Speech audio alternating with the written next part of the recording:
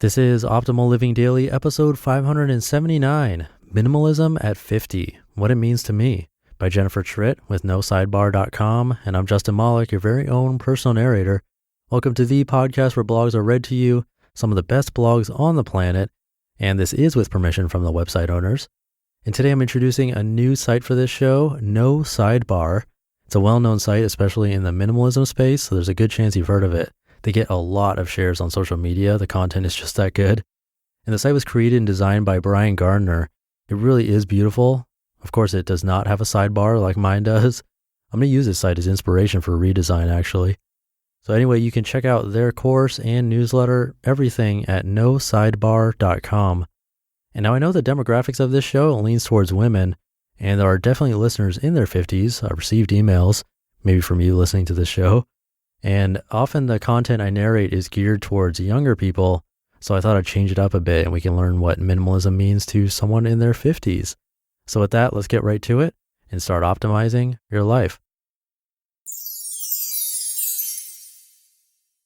Minimalism at 50, What It Means to Me, by Jennifer Tritt with nosidebar.com. Turning 50 is considered by many a milestone.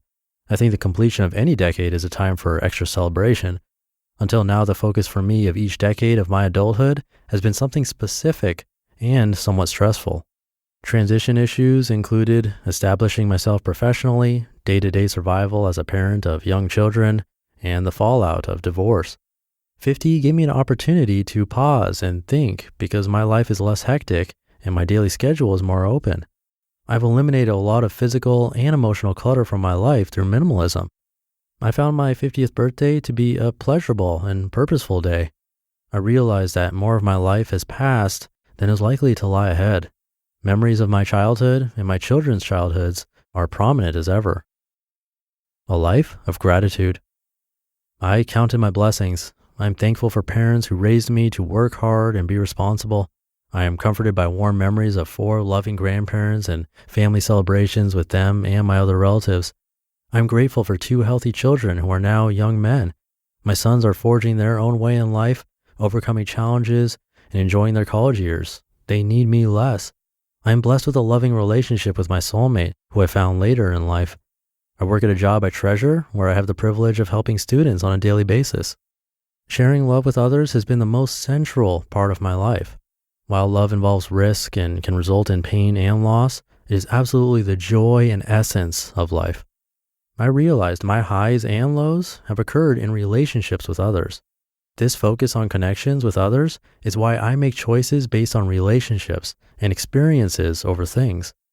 Minimalism is a key to this decision-making process and provides guiding principles. I devote my time to planning and creating life experiences with my partner, such as trips to new locations or running races, rather than organizing my belongings and buying clothing that I don't need. I strive to focus on the promise of each day and plan with hope for a beautiful future. I do not take my life and health for granted. I do expect to face pain, difficult times, and loss. The future is not certain, and good times with great people are a gift. Minimalism at 50. Minimalism has helped me find peace, be comfortable with who I am, and challenges me to grow. Here are some thoughts on what it means to me. Number 1, minimalism is about removing clutter and searching for meaning.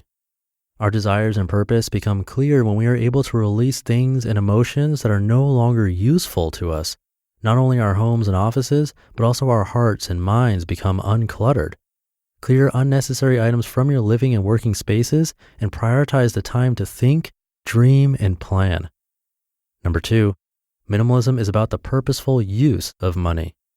Make more purposeful use of your funds. Don't let advertising or the media determine how you spend your money you earn. Eliminate debt and save for major purchases. Enjoy the challenge of frugality. Learn to differentiate needs from fleeting desires and social expectations. When you do make a purchase, focus on quality and finding precisely what you are seeking. Make your purchases personal and meaningful when possible.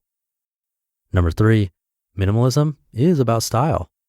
By decluttering your wardrobe, your personal style will gradually shine through in what remains.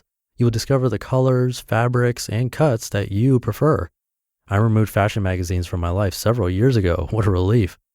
Beauty to me is about health and authenticity, not makeup, hair products, jewelry, and fashion trends. Poise and posture impress more than a carefully painted face. Define your own style and flaunt it. Reject the message that you need to somehow enhance or improve yourself with products or expensive clothing in order to be attractive. Number 4, minimalism is about bare bones. Strip away the layers and find your authentic self. Flaws and imperfections are what make us who we are and remind us of our travels and trials. What is your foundation? Who are you? What have you learned? What are your unique gifts and how can you share them? When you have less clutter in your daily schedule, you'll have more time to think and make well-informed choices. Slow down, communicate genuinely with others, and walk your path. As I turned 50, I felt free. Free from expectations, guilt, drama, and the dead weight those things bring. I set personal goals so that I can continue to grow and challenge myself. For example, I have specific fitness goals for the coming year, including my first sprint triathlon and avocational dreams that are slowly becoming more concrete plans. Being unburdened and less busy does not mean that one is stagnant or lazy. In fact, I believe that the opposite is true. Minimalism has helped me to deeply think about what and who matters and where I can make a difference. I greet this next decade and new chapter of life with excitement and hope. You just listened to the post titled Minimalism at 50, What It Means to Me by Jennifer Tritt with Sidebar.com. And Jennifer has written a bunch of posts starting at the beginning of this year, so you can find more from her at Sidebar.com, along with other authors who you'll be hearing from soon right here on the show. Now I do have a special ask today. I mentioned this on my weekly newsletter and will likely mention it just one more time at the end of the month.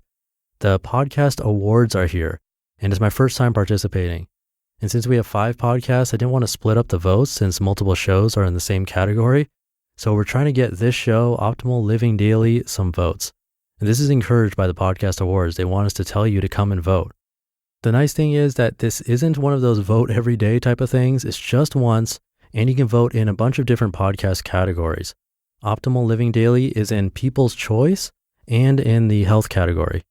So I'd greatly appreciate it if you can put your vote in if you get value from these podcasts.